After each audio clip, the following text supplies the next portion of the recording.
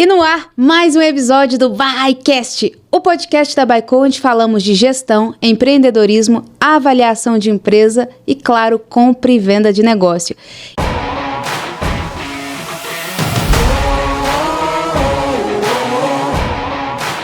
Esse episódio a gente vai receber Johnny Lam, o cara do marketing, que vem dar uma aula pra gente do que fazer, o que não fazer. E quem sabe ele nos dá as dicas aqui para viralizar em Reels aí de mais de 1 milhão de visualizações. Johnny, seja muito bem-vindo ao BaiCast, uma honra recebê-lo.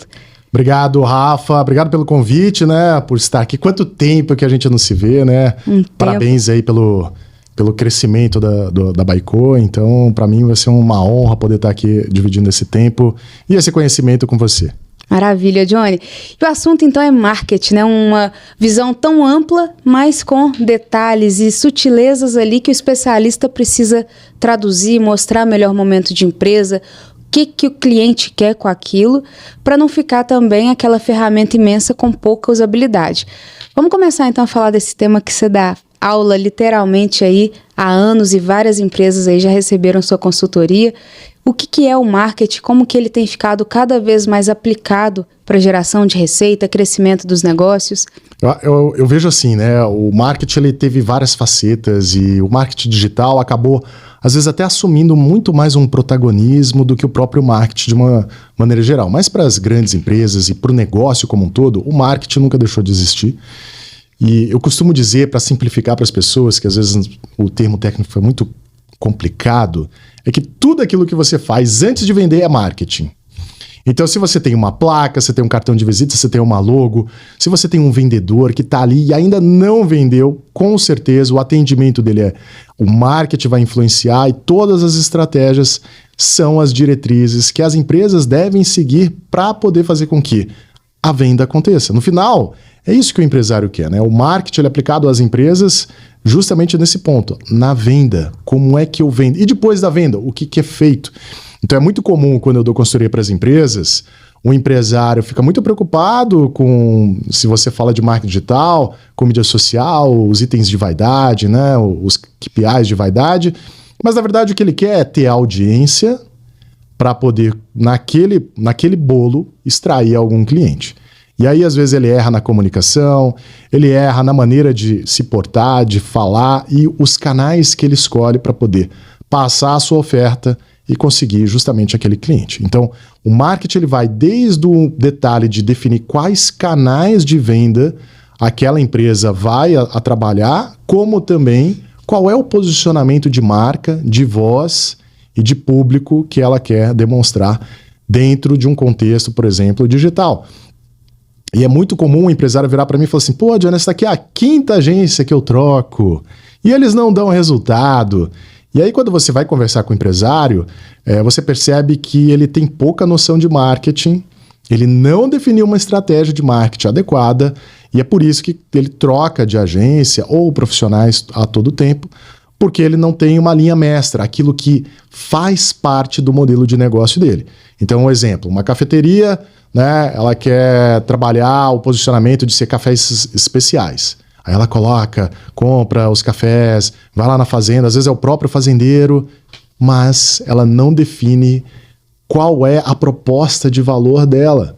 Quem é o público-alvo que ela vai atingir, né? O buyer persona, quem é esse comprador, aonde que ele está, quanto de orçamento que ela vai ter que ter para poder gastar, para poder atingir aquele público que vai consumir o produto dela. Isso gera uma cadeia muito ampla, né? Uma vez que você não tem definido quem você quer atender com um produto que pode ser feito de uma forma ou para o comércio, ou para o varejo, ou para a internet, você de fato tem um canhão, mas não sabe, né, onde ligá-lo. Exatamente. Aí cada detalhezinho, nas grandes empresas, se torna um departamento.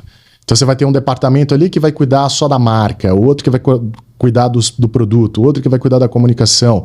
Quando a gente vai para uma empresa menor, você tem que ter muito claro o que você quer do seu negócio. E se o marketing não entender isso e não trabalhar em conjunto com a área comercial e principalmente com seus stakeholders, fornecedores, e olhar muito bem quem são seus concorrentes, com certeza você vai ter espaço sempre para melhorar a atuação da sua empresa, né? E o marketing vai estar envolvido em todo o processo. O marketing ele tem que ser o funil, a principal munição que abastece mesmo a parte das vendas, ou existe um marketing que vai tratar só institucionalmente, um marketing mais da organização e focado em vendas? Vão ter essas diferenças no mundo do marketing? Sim, você tem um marketing muito mais institucional, né? Então você pega aí uma mineração, ela quer trabalhar o entorno das minerações, a parte social, que não deixa de ser marketing, porque é a marca dela deixando marcas, né? Na sociedade, na sociedade, no entorno e favorecendo aquela sociedade. Quando você vai para a linha mais comercial, então, por exemplo, uma mineração vai fazer, de repente, uma feira, vai criar um material que vai servir de apoio para que a área comercial possa influenciar melhor os seus potenciais clientes a comprar dela. Então, você tem comunicações diferentes para públicos diferentes, para objetivos diferentes. Então, se o objetivo é mais institucional, de branding, de divulgar melhor a marca, você tem uma estratégia. Se é simplesmente fazer um consumidor ir lá no supermercado e pegar um produto, é totalmente diferente, né? E aí você tem, por exemplo, nas grandes indústrias, você tem a área de trade marketing que cuida dessa área, que é fazer com que o cliente consuma o produto sem você falar com ele e pegar da prateleira em 20 segundos. Que é uma estratégia mais do consumidor dentro de uma gôndola pensada exatamente para aquele ato. Diferente de uma estratégia de um produto e uma vitrine digital, como que ele seria facilmente localizado, o que seria uma palavra-chave dentro daquele universo. Já em um corredor de supermercado é uma outra estratégia que vai sendo criada. E me explica um pouco, Johnny. Marketing leva tempo. E por mais que a gente tenha, então, várias vertentes, a gente fala de um institucional que vai ter um objetivo, de um marketing mais focado em vendas para aumentar a receita, para ter ali um viés maior, um retorno melhor sobre aquela linha, né, de produção, aquele tipo de serviço oferecido, mas tudo isso tem um tempo para ser construído. O que a gente percebe? O empresário, às vezes, ele acha que é instantâneo, no sentido de contratei, fiz um marketing, já vou vender multimilhões aqui dentro do meu negócio com esse pequeno movimento feito, que é diferente de uma estratégia executada. Comenta com a gente os principais erros que você observa quando o empresário não consegue ter esse conhecimento aí do tempo hábil para uma estratégia ser implementada e que gere resultado. É muito comum, né, o empresário achar que a empresa dele vale mais do que outras empresas. Tem um diferencial alto. Eu tenho 50 anos. Cara, mas você tem 50 anos e quantas pessoas te conhecem? Exatamente. E os consumidores atuais? E o público e o mercado? Então, o valor da marca, ela é construída, né? O branding, ela é construído. Então, se você fez um investimento de 5 milhões... 50 milhões por ano, você tem que manter esse investimento, porque aquilo ali, né, é o top of mind, é aquilo que faz o consumidor comprar de você. Aquele ativo que você criou, ele foi construído ao longo dos anos. E ela não pode ser interrompida, né? É o clássico. Tá em crise, corta o marketing. Pô, o cara sai do mercado. É o canal de vendas do cara. Eu brinco, né? O cara tá lá com a pipa lá, empinando o papagaio, tá todo mundo vendo. Aí, não, vamos cortar a linha. Tuf, sumiu, ninguém vai ver. E aí ele começa a perder mercado muito enormemente e não percebe isso. Então é muito comum hoje, você tem marcas tradicionais que não investem no mundo digital e acham que estão super bem. Mas não, quando você vai para o mercado, você vai para o ponto de venda, você vai para o mundo digital, ele não é tão bom assim. Você vai para os fornecedores, você conversa com os clientes, não é toda aquela coisa linda que ele achou que era. E aí ele acaba perdendo, inclusive, valor de mercado, né? No sentido de que o produto dele não vai ser posicionado no mais caro. Então, um exemplo. Às vezes eu tenho cliente que o cara quer vender para o público A, o produto dele é do público C, mas ele não agrega nenhum valor para que o público A perceba como um produto de preço A. Então, o marketing ele preenche esse gap entre um produto que tem o seu custo, mas que você eleva a percepção de valor e faz ele vender ele muito mais caro. E aí você falou um negócio interessante, que é a voz que a marca traz. Então, o posicionamento para o mercado ele tem que ser diferente, uma vez que se você vai atender determinado público, por exemplo, nós nos comunicamos com empresários de pequeno e médio porte. Precisa ser uma linguagem o mais clara possível, precisa ter ali um nível de entendimento que ou você vai estar falando para um diretor de empresa ou um empreendedor, mas o meu alvo não é um executivo de uma multinacional. Minha comunicação, ela não é para uma empresa de grande porte que vai ter um potencial de bolsa de valor. Então, isso é muito importante porque a gente percebe muito que os nossos clientes se perdem. Então, eles acreditam que pelo fato de ter tempo, eles confundem um tempo com o valor da empresa. E não tem nada a ver. No final, é a capacidade de geração de resultado que a sua marca faz, é o que de fato vai valer. Então, se você tem 50 anos e gera 10 mil de resultado por ano, e eu tenho 5 anos e gero 50 milhões de resultado por ano, o meu valor de marca, como que o mercado tem uma percepção sobre o que eu faço, está relacionado de uma forma qualitativa, né, no número. Então, é muito importante a gente ter essa percepção. E uma estratégia bem feita, num tempo adequado, gera resultado. Sim, com certeza. Gera valor, mesmo que intangível. Ele é muito mais sólido, né? Você quer ver um exemplo, né? Agora tá na alta inteligência artificial. Se a gente parar para pensar nas marcas e grandes marcas, ninguém olha para a NVIDIA. NVIDIA é a marca mais valiosa do mundo hoje, né? Hoje Passou. Mas por quê? E ninguém conhecia a NVIDIA. E aí, quando você olha para as ações da Bolsa, a gente tem que lembrar que quando uma empresa ela lança ações na Bolsa, o primeiro lote vem para o bolso dela. Todos os demais são adquiridos pelo mercado e o mercado é que dá valor àquilo. É o valor de mercado, a percepção. Então, no início do ano para agora, a NVIDIA, nós estamos em março, a NVIDIA bateu 100% de valor de mercado. Ou seja, não é um dinheiro que está no caixa da NVIDIA, é o mercado que dá aquela percepção de valor para a marca da NVIDIA e é um mercado financeiro, ou seja, ele acredita que a NVIDIA vai crescer tanto quanto que eu vou conseguir vender, né, aquela bolsa... Aquele elástico que cresceu o valor do negócio. De valor do negócio. E isso sim é muito fácil de perceber quando você olha para as ações. Por quê? Porque aquela ação não pertence mais à empresa. Ela pertence ao mercado. E o mercado é que valoriza aquela ação. Eu posso estar até enganado, mas para marketing, para marca... aquilo ali é valor de mercado. Então, é valor de mercado, é muito comum, às vezes, o pessoal fala assim, a empresa tal deu crise, cancelaram a empresa, e não sei o quê. Aí, quando você vai olhar, as ações não caíram. Então, na marca, na prática, valor de mercado, né, fazendo um paralelo com ações, o valor de ação dela tem que cair. Se não há reflexo nela, não houve impacto na marca, positivo ou negativo. Nenhum prejuízo. Então, a marca continua mega valorada. Exatamente. E você tocou num ponto que poucos têm coragem de falar com essa clareza, viu, Johnny? Por quê? Porque as pessoas levam a marca, o branding, para o romantismo. No sentido de, Johnny, mas olha, a Baicô. Poxa, quem que é, num universo de várias empresas de consultoria, num mundo de compra e venda de empresas? Isso tem que estar sempre relacionado a objetos que são qualitativos. Então, eu preciso saber quantos empresários foram impactados, quantas empresas foram vendidas, quantos colaboradores fazem aquele negócio.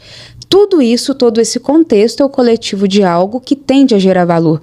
E nós temos aí o exemplo oposto, que são empresas que passaram ali por um ruído social, né, até minerações por acidentes que teve aquele impacto super negativo. A empresa, obviamente, teve uma correção por humor do mercado que ficou chateado com o evento que poderia ter sido mitigado. Mas, com o passar do tempo, a empresa vai fazendo a sua correção de comunicação, a sua correção e reestabelece o valor. E muitas empresas, nessa crise de identidade, não conseguem superar. Ou dá um boom e não consegue suportar aquele ápice, ou dá ali uma escorregada, um down e não consegue se reerguer. Que a gente entra agora para uma vertente também do marketing, que são as estratégias de crise, de gestão, de como que o empresário tem que também ter a sabedoria de mitigar isso da melhor forma, né?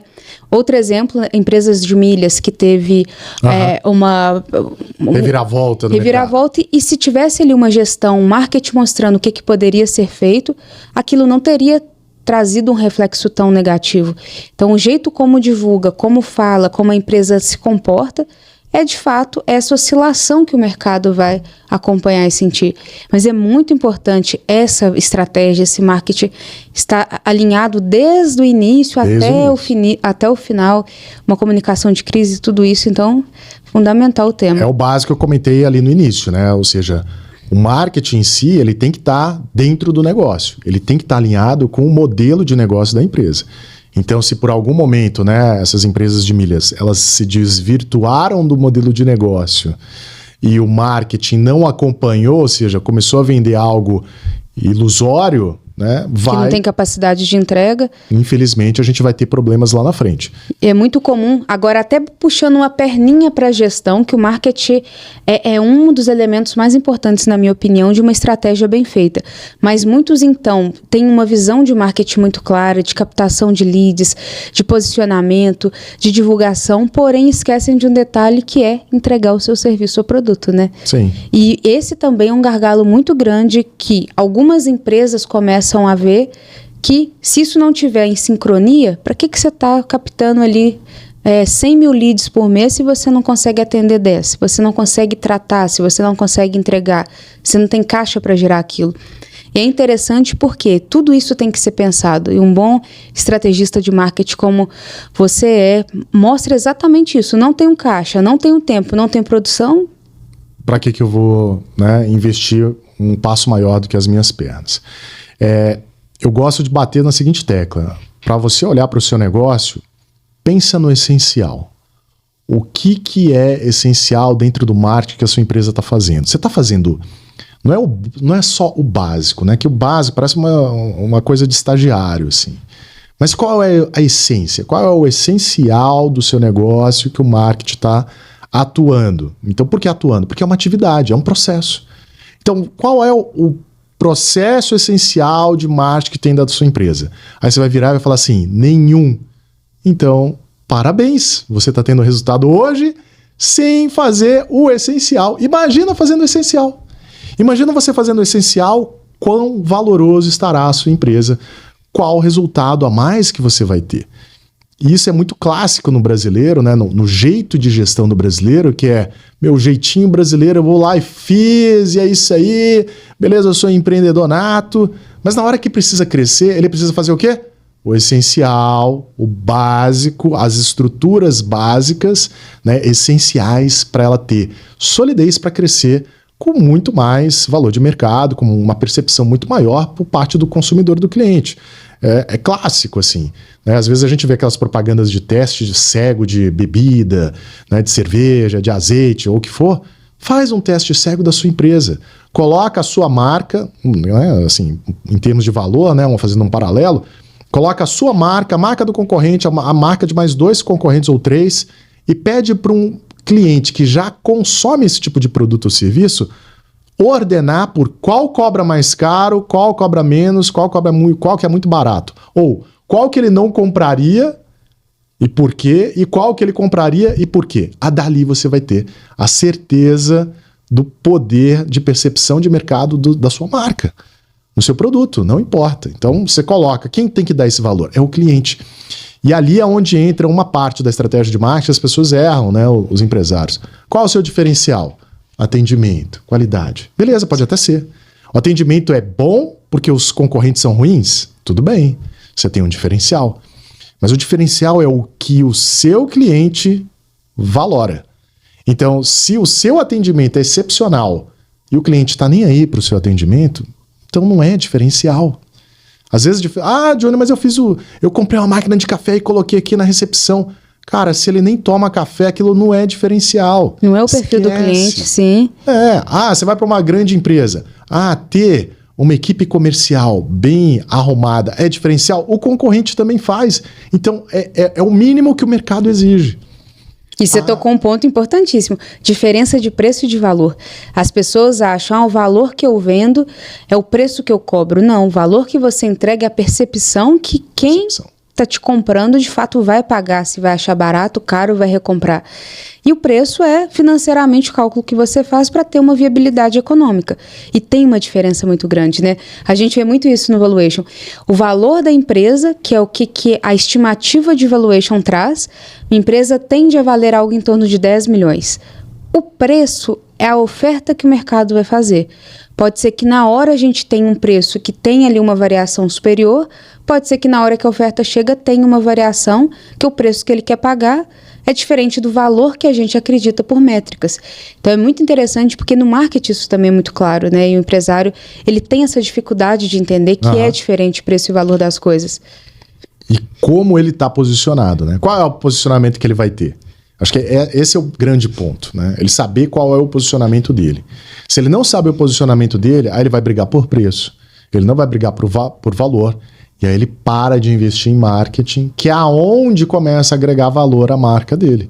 Aumentar a percepção de valor para que o comportamento desse cliente, seja ele B2B, B2C ou o que for, faça com que ele consiga pagar mais caro, tenha prazer por pagar mais caro por um produto que ele confia, porque foi construído aquela marca com anos de investimento, né, de aumentar a percepção de valor junto com o cliente. Então, eu acho que esse é um ponto que, às vezes, as empresas, principalmente os gestores, deixam de focar, né, que é justamente em investir na marca para agregar mais valor, para aí sim cobrar qual é o benefício que você vende, né, e não qual é o preço que eu quero vender ou o cliente quer pagar. Exatamente. E é um ato simples que é totalmente diferenciado na execução de uma empresa. Então, quem tem essa mentalidade, quem consegue entender isso de uma forma prática, que seja aplicada e executada, aí sim está jogando um outro jogo, está buscando um outro ritmo e degrau da empresa. E esse é o ponto que faz muita importância ter pessoas que pensem nisso, né? Que comecem a olhar de uma forma que às vezes o empreendedor não tem essa visão. E obviamente ele tem ali a noção do que ele faz, né? Ele é tecnicamente autoridade naquilo que ele entrega, não em algo que é uma comunicação com o mercado, como o próprio nome de marketing já diz. É algo que o mercado precisa agora entender em todos os seus canais. Johnny, tem uma regra... Uma regra não, algo que o pessoal fala que o marketing bom, ele é feito por 7 canais, de alguma forma, para alguém comprar a sua marca, tem que receber ali insights de 7 canais. 7 contatos, né? 7. Eu preciso de 7 contatos para poder chegar. Exato. Desmistifique isso pra gente ou valida isso pra gente, falando agora com o cara do marketing, que se é ou não um mito isso. Ó, vou dar consultoria de graça agora. Então vamos. Eu desenho o processo de compra do cliente e aí eu defino. Depois de tantos contatos, esse é o momento de compra. O que ele faz antes de comprar? Então, para eliminar todos esses 7, 10, 15, 20, né? Às vezes, dependendo do negócio, demora 6 meses, vamos encurtar. Então ter uma reunião com o cliente que faz vender, já vai direto para a reunião. Você já matou 5, 6, 7, 8 processos. Sim, de e-mails, ficar enviando disso, daquilo. Exato. Às vezes você ligar para o cliente, legal, vamos comprar. Poxa, isso que eu estou precisando, vamos seguir. Então, de fato, é parar de ter ali uma receita pronta, entender o que o seu cliente deseja e, em cima disso, criar a melhor estratégia da sua empresa para seu público. Sabendo o comportamento que ele faz antes de comprar. Esse é o ponto. Então, um exemplo. É clássico. A pessoa fica louca tentando falar com uma empresa, aí tem que passar pelo porteiro, pela secretária, pelo sei lá, o analista, para depois achar a agenda do presidente da empresa para falar com ele. Onde é que você acha esse presidente, Rafa? Pensando aqui na empresa dele ou... Você concorda que se tiver uma feira e a empresa estiver expondo, a chance desse presidente ou diretor estar lá é grande? Muito grande. Porque ele quer abrir? Certo. Então, o que essa pessoa devia estar? Nessa feira. E será que eles estão? Provável. Então, às vezes você consegue encurtar o caminho de chegar para aparecer para esse cliente, para ter a oportunidade de fazer seu pitch ou de apresentar uma proposta para ele, burlando esse processo. Exemplo, quando eu morava em São Paulo, eu trabalhava no Grupo Abril e a gente tinha uma revista lá que é a Veja. Né? Então, chegava segunda-feira, então em alguns pontos ela saía domingo. E tem cliente que fica esperando às 7 horas da manhã pro supermercado abrir, no caso era o Pão de Açúcar, abrir para pegar a Veja. E dependendo do ponto, né, daquele supermercado, daquele ponto de venda, Você tem os maiores empresários de São Paulo passando ali. Sim. E quando não tem a revista, sabe o que ele como consumidor comum faz? Reclama com o diretor. Aí o que acontece? Aí sobe, espalha pela empresa e volta. Então, o que começou a se convencionar? Pontos principais começaram a se abastecer dos primeiros para poder atender aquele público mais exigente. A revista era o mesmo preço, mas para atender aquele público mais exigente, se elevava o nível de serviço para poder atender ele. Quantidade, fazia todo um estudo para entender que ali tinha um comportamento diferente para aquele local. Toda uma logística para poder atender ele no horário certo. Mesmo sendo o mesmo produto. Olha que interessante. Mesmo produto. Então, esse era um ponto. Se você comprava ali no supermercado em São Paulo. Da Zona Sul de São Paulo. Da Zona Sul, na Oscar Freire. Ou que é o coração dos negócios. Se você comprasse um centrão, o preço é o mesmo. Mas a percepção de valor do cliente tinha que chegar primeiro. Porque era a notícia quente que estava chegando. Então ele ficava esperando para poder comprar. Então isso é saber o comportamento do cliente. E aí, sabendo disso, interferir no processo, porque marketing é processo, para poder estar lá no momento que o cliente quer comprar o produto. E aí você cria uma avenida específica para essa estratégia imensa do produto, para que consiga, de fato, ter, então, uma venda melhor, atendendo cada canal de uso. E aí aumenta a percepção, e aumenta a percepção de valor, aumenta a percepção da marca, do negócio como um todo. Sensacional.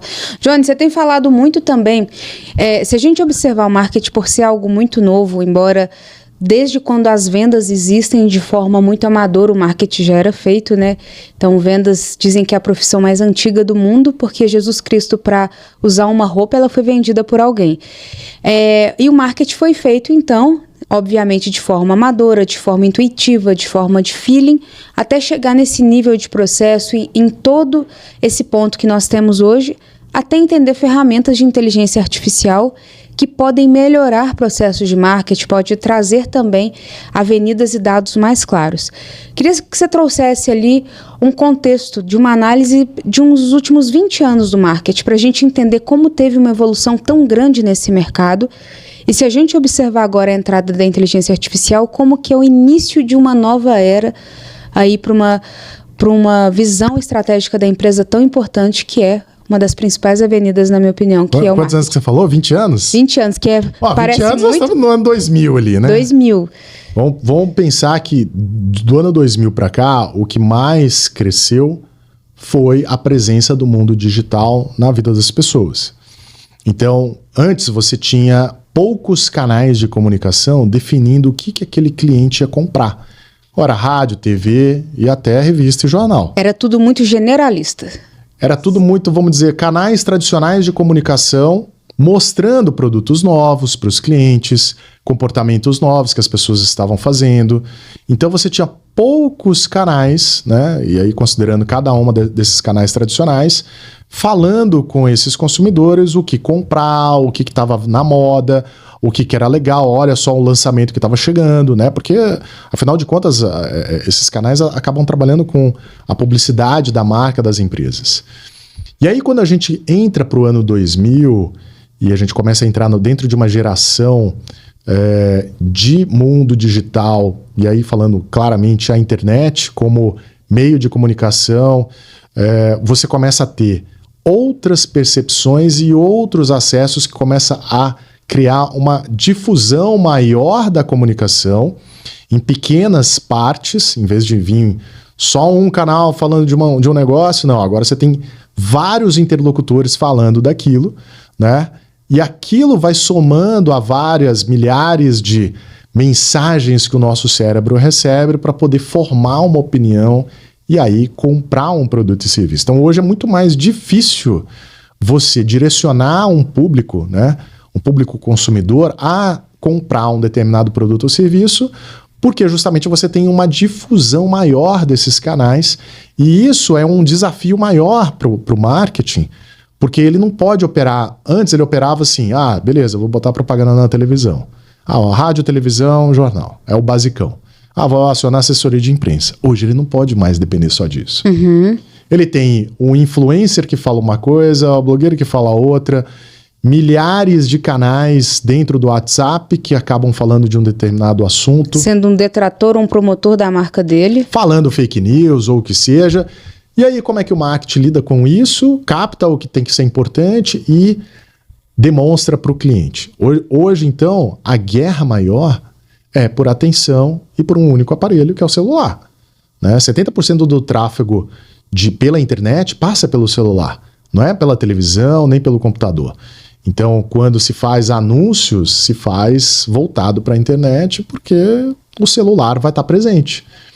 E aí, aqueles pontos lá, eu preciso de 7 vezes para poder falar, ele às vezes, dependendo da sua estratégia, ele piora. Né? Porque você vai ter não vai saber qual canal que é o correto, qual é o mais adequado para o meu público. Então, qual é a estratégia, a melhor estratégia? É concentrar em um único canal? É concentrar em como? Né? A gente tem uma estratégia de marketing que é o seguinte, você joga para todo mundo. Você joga para cima e aquilo que der resultado, aquela métrica, aí você vai melhorando naqueles canais que dão mais resultados. Então você faz um teste amplo no início, testa várias plataformas, testa vários anúncios, falando a mesma coisa em modos diferentes, em cores diferentes, para identificar desses qual chamou mais atenção e que tende a ter uma conversão de melhor reputação, de vendas. Então a ideia inicial de uma estratégia de marketing, ela tem algo parecido com isso. Ela passa por uma fase de, deixa eu ver onde é que pega primeiro, para depois, com esses dados, aí sim, hoje, né, 2024, você pode pegar a inteligência artificial generativa, jogar esses dados lá dentro e falar para ela, olha, eu já estou achando que é isso. O que você acha com a base de dados que você tem, com a especialidade que você vai ter? Se eu definir que você é agora um especialista em marketing digital mundial para o canal de indústria. E aí ele vai tentar trazer alguma informação importante que vai somar àqueles sinais que você está vendo. Então, criar estratégias de marketing hoje, ela depende muito de resultados. E esses resultados precisam ser construídos. Então é muito comum. Se antes a gente não tinha tantos canais digitais para poder testar, hoje você tem uma imensidão de canais digitais que você precisa testar. Porque é assim que se faz hoje com tráfego pago. A máquina, né? Quando eu converso com o Google, o Facebook, a turma do Google do Facebook fala assim, Johnny, você tem que deixar pelo menos 15 dias para a máquina aprender aonde está o seu cliente que vai clicar no anúncio. Certo. Beleza. Então vamos trazer para fora? Eu não preciso da meta. Mas eu preciso de todos os outros além da meta. Eu tenho que fazer a mesma coisa. Eu preciso colocar minha comunicação em todos os canais e ver quais vão responder melhor. Para depois eu definir qual vai ser o meu esforço maior, a minha maior verba, né, as minhas ações que eu vou definir para poder colocar o lançamento de um produto ou o esforço da minha marca para construir na mente do cliente que, olha, eu sou melhor que o do mercado. Naquele segmento. O teste ele tem que acontecer, então essas pessoas que já querem na primeira venda acertar, tanto em uma campanha off quanto numa campanha digital, isso é utópico, isso não vai acontecer. Precisa ser feitos os testes para você aprimorar e em cima daquilo você de fato dedicar o maior nível de recurso possível. Sim, esse é o melhor planejamento é esse. É claro que eventualmente pode, né, encontrar alguém que está com muita fome e aí aquele anúncio acaba convertendo. Né, porque a pessoa está pronta para consumir. Já está no topo do funil ali, o nível de consciência extremamente alto. Mas em termos de percentual é pequeno. Do dinheiro que você vai investir, do esforço que você vai investir, do tempo que você vai investir. Então, tirando ali dos 20 anos, do que evoluiu do marketing, é justamente isso. Ela começa a sair dos canais tradicionais, indo muito forte para os canais digitais, e o maior desafio das empresas é como criar uma comunicação para esse multiverso de canais de comunicação, aonde às vezes ele não tem a percepção de onde está o cliente. Porque o cliente uma hora abre um aplicativo, depois ele abre outro, depois ele abre outro, depois ele abre outro. Então ele não vai numa linha reta, ele não fica ali só no Instagram. Ele vai do Instagram, vai pro TikTok, vai pro YouTube, daqui a pouco ele está conversando com outra pessoa, está abrindo o Facebook, está abrindo o Google. E aí? Aonde você vai estar? Sim, como fisgar o cliente, que é o objetivo de todas as marcas. Então, o grande desafio dos gestores de marketing hoje é justamente administrar todos esses canais, pontos de contato, de comunicação que o mundo digital trouxe para ele. Que antes era relegado a grandes empresas e hoje qualquer empresa que nasce, ela pode se tornar sua concorrente por um clique, por um conteúdo que ela cria. E esse é o outro desafio que a área de marketing tem, que é como criar um conteúdo que gera engajamento maior para eu ter mais atenção e aí sim atingir aquele meu objetivo que eu atingia lá 20 anos atrás. Que é como se eu estivesse fazendo propaganda na televisão e a pessoa estivesse parada ali, né? Olha, compra essa cerveja. Aí a pessoa vai lá e compra. Então, hoje eu preciso de ter uma comunicação muito mais intensa. Por quê? Porque o usuário recebe milhares de comunicações pequenas por minuto. E o acesso também, Johnny, é uma coisa que traz para o consumidor algo de comparação em tempo real, coisa que há 20 anos atrás você não tinha. Você ia comprar um carro ou você tinha que comprar uma revista especializada naquilo para entender o carro do modelo. Aquela revista tinha que te dar o máximo de informação possível, você não tinha uma amostra histórica para poder comparar. E hoje não, a internet como um todo, a análise de dados que hoje você tem acesso instantâneo, faz com que, de fato, tudo fique cada vez mais concorrido, nível de consciência cada vez mais criterioso para chegar a uma conclusão, a uma compra. E, sem dúvida nenhuma, esses detalhes ali alinhados no melhor tempo é a estratégia perfeita, né? Na teoria de um marketing adequado aí para as empresas. Sim, então leva tempo. Acho que o grande recado é construir uma área de marketing ou fazer marketing nas empresas leva tempo. E é natural. Então, as empresas elas têm que entender que primeiro, marketing faz parte do negócio dela. Duvido uma empresa crescer sem marketing. Impossível. Então, marketing faz parte do negócio dela. Segundo, ela precisa entender que é um processo e que ela precisa ter várias atividades. E o principal, o braço, né? Alguém precisa fazer isso.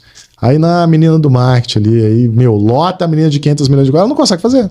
E aí quer que ela faça publicidade de Instagram, quer que ela pensa, quer que ela crie meu marketing, quer que ela... Exato, porque é muito amplo e obviamente que a estratégia que você cria tem que ser adequada para o seu perfil de clientes, não uma estratégia copiada em internet, que tem ali multicanais que às vezes não são funcionais. Johnny, você falou da inteligência artificial generativa, né? Que ela tem uma análise, uma amostra de dados alta, ela consegue entender o que aconteceu para até ter ali uma troca de informação com base naquela amostra que ela criou.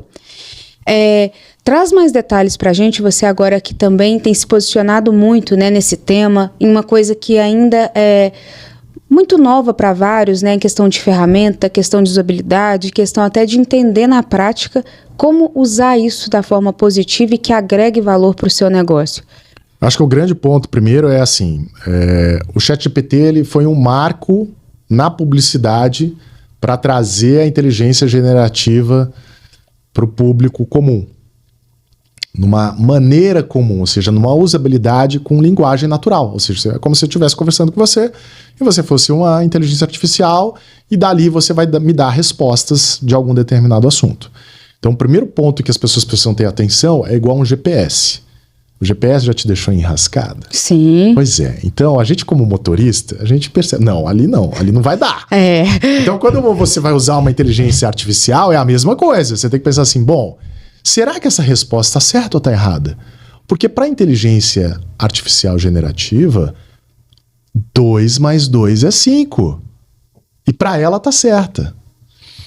Não existe uma resposta certa ou errada. Existe uma resposta generada. Então, se você não é pelo menos um pouco conhecedor daquele tema e vai pedir uma resposta de um tema que você não conhece, a chance de você aceitar uma resposta errada é grande. Que você não tem um crivo de análise, uma referência comparativa e acredita que a máquina sabe tudo, mas ela só está te limpando dados ali e te informando. Exatamente. Ela está só devolvendo para você uma resposta que você fez pela sua pergunta. Então, é uma linha direta. Se a sua pergunta não for tão adequada, a resposta não estará tão adequada. Se a sua pergunta é muito simples, sua resposta será simples. Se a sua pergunta é mais complexa, a resposta será mais complexa. Se você sabe mais detalhes, ela vai te dar mais detalhes. Então, o ponto central é saber perguntar. É o primeiro ponto. E perguntar não é assim, que dia do ano chove mais em Belo Horizonte? Se você perguntar para o ChatGPT, 3.5, ele vai usar a base de dados até 2021, não vai ver nenhum dado para frente, e vai falar, eu acho que é esse daqui. Agora, você perguntar assim, de acordo com o nível pluviométrico dos últimos 20 anos calculados na cidade de Belo Horizonte, no bairro Buritis, qual foi o nível, né, de chuva que caiu no mês de abril para eu poder me programar, para poder plantar a minha plantinha, sei lá. Se você está dando um contexto muito maior, muito uma amplo. pergunta muito mais complexa, mas você falou de pluviométrico, índice, de histórico, de data, de tempo, de localidade. E aí ele vai olhar dentro do histórico para ver se tem. É óbvio que a gente sabe que alguns documentos não existem publicamente. Então é óbvio que ele não leu. Só que ele vai te dar a resposta. Aí você vai achar como certa? Você vai ter uma informação a mais para sua tomada de decisão. Exatamente. E isso é interessantíssimo, porque as pessoas se sentem ameaçadas achando que elas vão deixar de existir. São profissões que vão ficar extintas. Obviamente que, na minha visão, eu acho que a inteligência artificial ela veio para transformar pessoas normais em super-humanos.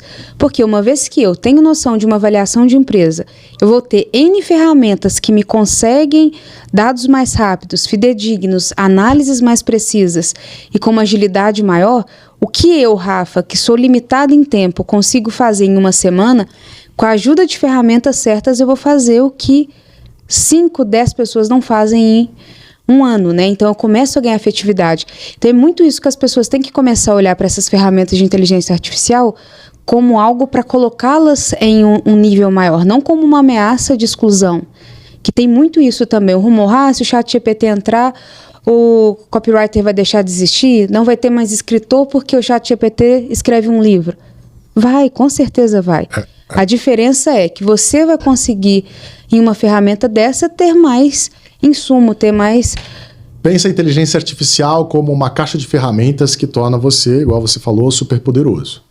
Agora, é aquela velha história, né? Se você... Não sabe usar, não sabe para que casa do Superman serve. Se você é uma folha de papel amassada e pergunta para o ChatGPT como desamassar, e você não entender isso, não vai servir de nada. Exatamente. E aí, esse é o ponto de virada. O ChatGPT, ou as inteligências artificiais generativas, então a gente tem o ChatGPT, o Gemini, né, o Gemini, que é do Google. Você tem o Claude, que é uma outra vertente, que é da Anthropic. Então você tem outras vertentes que acabam trabalhando, construindo inteligências artificiais generativas diferentes. Eu tenho uma lista de 20. E tem muitas que são chinesas. E que têm as mesmas prerrogativas e entregas quanto as demais. Ou seja, hoje a gente tem uma corrida pelo quem é que está saindo melhor? Né? Porque a tecnologia está disponível e está todo mundo correndo atrás para ver qual que vai sair melhor. É claro que a gente tem algumas que estão mais populares, despontando à frente. Mas hoje a corrida ela não está só na parte de texto, né? Vamos pensar que o ChatGPT te devolve texto. Também está na parte de imagem. Midjourney. Né? Você tem o DALL-E 2, etc. E está na parte de vídeo. Né? O próprio ChatGPT soltou o Sora, que na teoria, né, nos testes, né, se tudo aquilo que eles estão colocando é realmente a verdade, são vídeos de 1 minuto. E hoje o máximo que a gente consegue fazer a inteligência artificial generativa criar de vídeo é 2, 3 segundos. Então, repare, ele conseguiu criar uma programação, né, uma arquitetura dentro da inteligência artificial que gera vídeos de 1 minuto... 30 vezes maior. Sem erro. Olha só. O que é o erro? Quando você cria uma imagem e você não estabelece palavras negativas, que a gente chama prompts negativos, a pessoa pode sair com 6 dedos. Uhum. Já na Sora, você não precisa ser tão detalhista assim e ela vai fazer uma entrega. Agora tem um spoiler, né? Que fizeram uma entrevista com a chefe que cuida do projeto da Sora, dentro do ChatGPT, e foi constrangedor. E ali é que mora o perigo. Perguntaram para ela assim, como é que você treina a Sora? Porque são imagens. Sim. E elas são treinadas. Igual o ChatGPT leu vários documentos, bilhões de documentos, a Sora leu bilhões de imagens. de vídeos. De vídeos e de imagens ou só vídeos? Aonde estavam esses vídeos? Ela não quer falar. E esse pode ser um problema ético para o ChatGPT vencer aí no futuro, na hora que entrar isso realmente em discussão. Né? Porque assim, surge a tecnologia, A galera usa e depois vem a galera restringindo. Exato. Então nós estamos nessa fase, né? Tá tudo ao mesmo tempo. Primeiro é o ChatGPT, e aí eles estão tentando generalizar. A Europa tentou, a União Europeia fez de uma maneira genérica, né? Que vai ter discussões, vai ter aberturas e tal. Estamos em anos de eleição aqui, imagina em outros países. E o vídeo entrando no ar agora. Vídeo de 1 minuto. Você podendo produzir qualquer tipo de vídeo. Pedindo o presidente do seu país para falar alguma coisa muito boa ou muito ruim. O seu concorrente para poder utilizar a sua marca, né? Então é algo que é bom, mas você traz um ponto muito importante, que é a essência do ser humano, a inteligência humana, ela nunca vai deixar de ser utilizada e de fato é o crivo, né, de todo uso, de todo conceito, é sempre a decisão do usuário, né? Sempre a decisão que gera valor, que a percepção que a pessoa tem. Johnny, agora você já deu spoiler, você já deu consultoria e agora você vai contar um segredo. Como viralizar vídeos com mais de 1 milhão de views? 1 milhão de views, né? Eu até recentemente estava comentando com você, eu fiz o vídeo e falei assim, esse vídeo vai viralizar. Porque ele tinha os elementos que vão viralizar. Ele tem uma chamada persuasiva, ele tem uma imagem clara para quem está vendo, né? E você tem uma narração em que você prende a atenção do usuário. Então, esses vídeos que viralizam hoje, o formato que eu faço, e aí eu vou falar o do meu para depois pensar em outros, o formato que eu faço é falar de forma acelerada. Tem gente que reclama, eu não entendi. Vê de novo. Vê de novo, é isso, gente. Eu não entendo, vê de novo. Mas você está colocando voz sobre voz. Imagina 3 pessoas conversando ao mesmo tempo. Será que você consegue ouvir? Claro que consegue. Nosso cérebro é elástico. Ele é fantástico. A gente não precisa ficar falando igual o walkie-talkie. Um fala, outro escuta, outro fala, outro escuta. Tá parecendo telefone da década de 80. Dá pra falar tudo junto. Tem que ter interação, tem que ter a troca. E funciona super bem. E aí, quando você pensa em viralizar, primeiro, vídeos curtos. Segundo, assuntos que podem ser polêmicos. Por quê? Porque você precisa chamar atenção. Eu brinco quando eu dou curso ou palestra sobre marketing digital, eu falo assim, mostra para mim no dedinho qual é a velocidade com que você consome conteúdo. Ou seja, é muito menos de 1 segundo. Se em 1 segundo eu não chamar a atenção daquela pessoa, e se você começa a gravar muito, você vê que em 1 segundo cabe muita coisa. Em 3 segundos cabe mais ainda. Então, se de 1 segundo a 3 segundos você não tiver uma palavra, uma imagem que chame a atenção daquela pessoa, ela não fica. E é clássico nos gráficos, tanto das mídias sociais, o nível de retenção, depois de 3, 4, 5 segundos, cai monstruosamente. E aí, para viralizar, você, no mínimo, o seu vídeo, em termos de visualização, fora as interações, ela precisa reter mais aquele usuário. Então, seu vídeo tem que ser mais curto. Então, analisando outros vídeos virais e outros perfis que viralizaram, a receita de bolo, né? Se é que tem receita de bolo, ou pelo menos alguns pontos comuns que tem nos algoritmos atuais é um vídeo curto. 2, é um vídeo em looping. Como assim um vídeo em looping? Às vezes ele acaba, começa de novo, você nem percebeu. Ou seja, se você consegue amarrar a sua fala, ela funciona. Terceiro, testar vários roteiros. Porque o que viraliza é o roteiro. Aí é onde entra lá a trend. Vamos fazer essa trend, que fala uma frase e fala desse jeito. Fala assim, fala assado. Faz uma dancinha ou faz não sei o quê. O que é aquilo ali? É um roteiro. Então, por isso que teve a greve de roteiristas lá de Hollywood por causa da inteligência artificial. Porque se eu perguntar para a inteligência artificial, inteligência artificial, gera aí um roteiro que viraliza na plataforma XPTO com tantos segundos do tema tal, a chance dele dar a resposta certa é gigante. Porque ele já analisou o que aconteceu. Todos aqueles vídeos que já aconteceram. De forma instantânea. Então, enquanto eu estou analisando como ser humano, usando os meus crivos, a inteligência artificial está com dados 50 vezes mais rápidas do que eu. Fazendo comparação, trazendo elemento, trazendo até o seu script já testado, pronto. E aí vai um segredo. Todos os perfis que eu analisei que viralizaram, todos, quando o dono do perfil percebe que aquele vídeo viralizou, ele repete o mesmo roteiro 50 vezes. E aí é clássico. Não para de... É 1 milhão, 2 milhões, 1 milhão, 2 milhões, 1 milhão, 2 milhões... Aí vai depender da sua estratégia. A minha estratégia dentro do meu perfil, quem acessar, Ele tem vídeos virais, mas eu sempre estou testando novos formatos e analisando o algoritmo. Será que eu consigo pegar carona de um vídeo para o outro? Sim ou não? Em tal plataforma, na outra, como é que ela lida com isso? Então, ter roteiros que viralizaram ajuda a manter aquela viralização até um certo ponto, e depois ela cai, e aí você vai ter que pensar melhor. E temas polêmicos. Temas polêmicos, desde que o mundo é mundo, televisão as pessoas televisão, gostam, a galera sim. adora. E porque tem uma conexão instantânea, né? É algo que você usa, é algo que você consegue falar sobre, algo que vai impactar a sua vida cotidiana.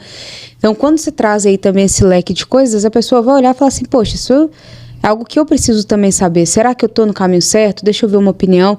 E fica legal por isso, né? Você traz sempre imparcialidade, em momento nenhum é a sua opinião, mas você mostra. Sim. A decisão é da pessoa, né? Tanto que é comum, às vezes, a pessoa fala, tá, mas qual é a conclusão? Sua. Não, tô aqui pra dar conclusão. Tô aqui pra mostrar. Entendeu? É. No último vídeo que viralizou, eu soltei uma deixa. Falei assim, ó, qualidade é proporcional nessa categoria, qualidade é proporcional a preço. Eu tenho um produto de 5 e um de 20. Não vou citar o nome, agora você se vira para tomar decisão. Só que o mais engraçado, Rafa, é que nesses últimos vídeos, eu faço um vídeo focado em estratégia de marketing. Só que como eu falo tão rápido, e aí vai outro segredo, o meu vídeo ele tem duas comunicações ao mesmo tempo. Para quem conhece marketing, vai entender o que eu estou falando. Para quem não conhece, lê como consumidor. Olha! Essa você não sabia. Essa eu não sabia. E vou acessar agora o perfil @JohnnyLan para começar a ter essas maldades do mundo do marketing, né? Que vocês estão pensando aí há anos, estudando, aprimorando, para poder fazer com que chegue mais coisas em melhor tempo aí para os consumidores finais e para que as marcas se posicionem ainda melhor.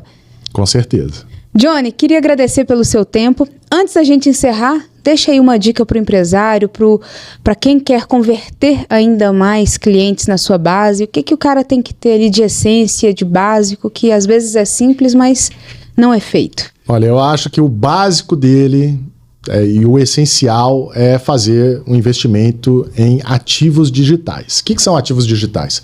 Qual é a sua presença digital hoje? Se eu pedir para alguém procurar a sua empresa sem citar a sua marca, você aparece? Se você não aparece, com certeza você está usando a estratégia errada. E o que eu faço para corrigir isso? Você tem que ir variando até acertar a estratégia. Não tem como ser diferente. Você tem que testar. O processo é assim, é sempre um teste. Se você for olhar qualquer livro de marketing, o pessoal às vezes é um pouco preconceituoso. Eu sou egresso da aula na PUC ou em outras faculdades, e o pessoal fala assim, livro é teoria. Não, meu amigo, o livro é o resumo da experiência que foi colhida no ambiente de mercado.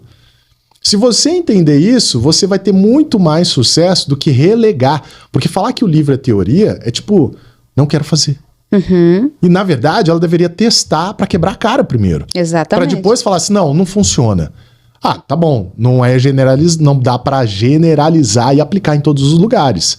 Por isso que eu sempre falo, olha, você quer começar com o básico e ter uma presença melhor? Começa com o mundo digital, porque é mais barato, mais fácil, mais rápido, mas tenha os seus ativos digitais. Então, quando eu apresento lá, sei lá, 40 mídias sociais, você fala, Johnny, onde que eu vou me centrar? Esteja em todos. Né? Pelo menos deixa a sua conta guardada lá, porque senão um dia alguém vai lá e registra no seu nome e aí quebra a cara. Então, o recado que eu daria para qualquer empresa é, primeiro, investe no seu ativo digital, né, na sua presença digital, porque hoje todo mundo tem celular, qualquer um abre e vai falar assim, deixa eu ver que empresa é essa. Aí olha lá no Instagram, não tem post, ou nem tem Instagram, não é encontrável. Aí ele fala assim, essa empresa não investe. Não é tão legal, né? Não é tão bacana. Não é essa autoridade ou então toda entra lá no Google e olha a reputação ruim, né? Tem 3 estrelinhas de 5.